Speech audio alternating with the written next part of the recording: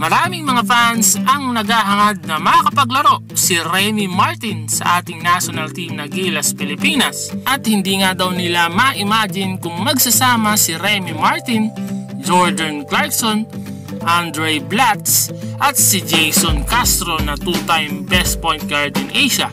At sa pinakahuling laban nga ng Sun Devils versus Wildcats ay talagang napakaganda ng pinapakita ni Remy Martin.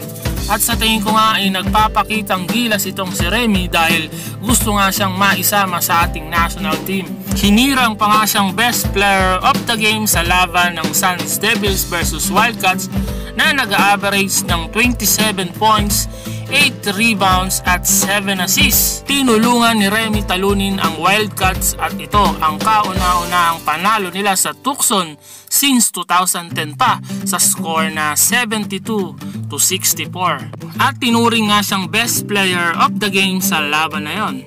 Kung ganito pa rin ang magiging performance ni Remy Martin ay sigurado akong kukunin ito ng ating national team na Gilas Pilipinas. At ayon nga kay Coach Sengiao ay gusto niya makita ng personal si Remy Martin para nga malaman niya kung may maitutulong ba ito sa ating national team. So yun lang mga ka-BM, dapat na ba natin kuhanin si Remy Martin sa ating national team?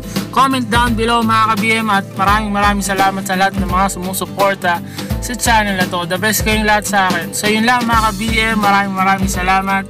Peace out. I never made it, but I know